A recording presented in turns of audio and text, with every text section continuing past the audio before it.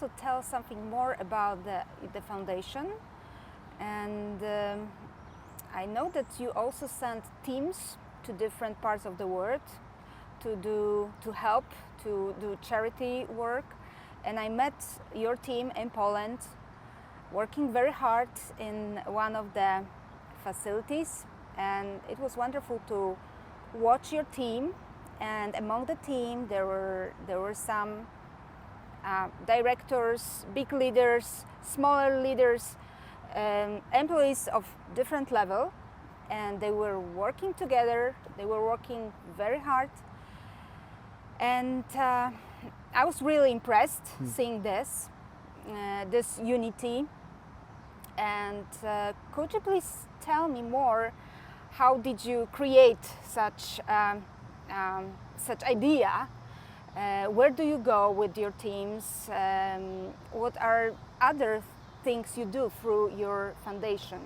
Okay, I think that was about 6 questions, Ola, so let me try to answer them one by one. The foundation, Tyndale House Foundation, goes all the way back to 1963, and this is related to the story of Tyndale House Publishers. So when Living Letters was published, as I said, it wasn't very popular at first.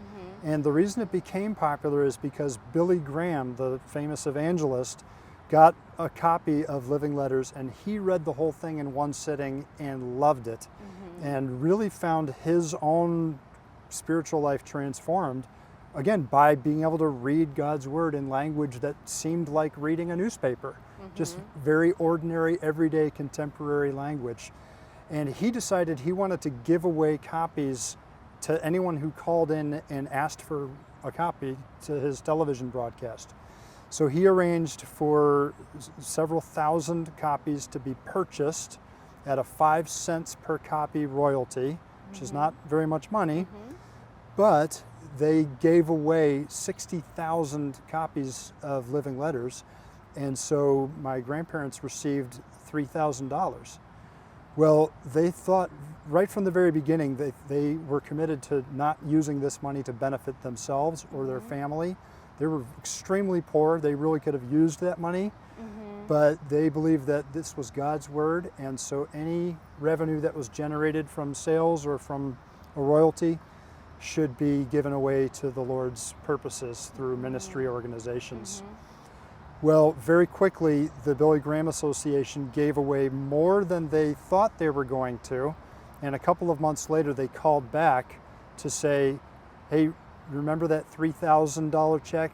Well, that was 60,000 copies we gave away.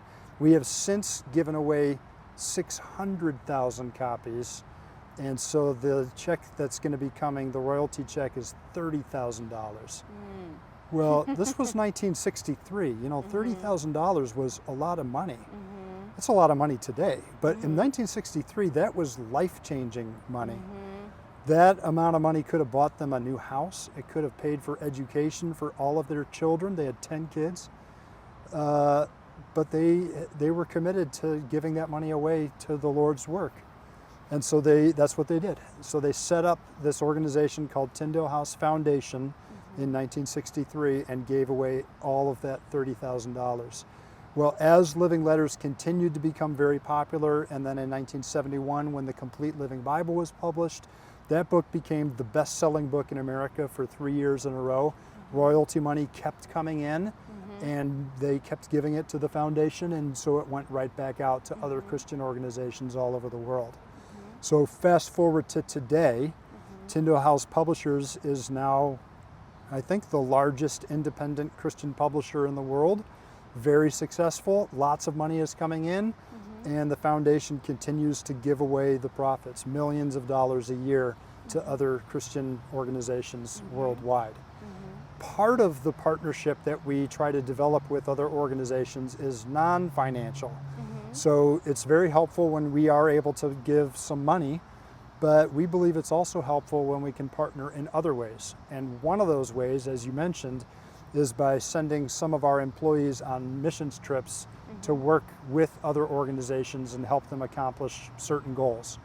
So you asked, where are some of the places that we've sent employees? We just sent 2 teams to Poland, as you know. We've sent teams to the Faroe Islands, little tiny island chain in the North Atlantic. We've sent teams to disaster areas in the United States to help with cleanup after hurricanes and stuff like that. We've sent teams to different places in Africa, really all over the world, because we're committed to partnership, not only through financial means, but through non-financial opportunities to give of our labor and our influence as well as our financial means. Wow, this is very impressive, and I'm impressed by the generosity of... I should also, just forgive me for Yeah, interrupting, but I would also say that our desire in the work that we do, whether it's publishing books, whether it's giving away grants, whether it's sending teams of employees to participate in missions trips, is not to impress anyone. We believe very strongly that God has blessed us, and it is therefore our responsibility to pass that blessing along to others. So, yeah, we are not trying to bring glory to ourselves by giving money away or by going and doing mission work in different places, but everything that we do is firmly rooted in our belief that God is the one who deserves the glory. And so we do everything that we do in publishing, everything that we do on the foundation side in grant making, in partnership with other organizations, is all to the glory of God. We want Him to get all the credit because He's the one who's generated all the results. Well, thank you very much. It was, I think it was great inspiration. It is great inspiration for me, and I hope for everybody who will listen to this interview.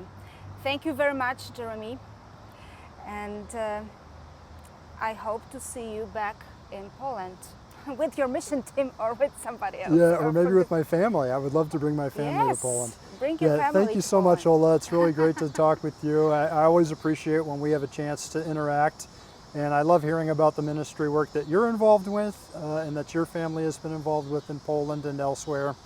And to everybody out there watching, I'll just say cześć. Cześć!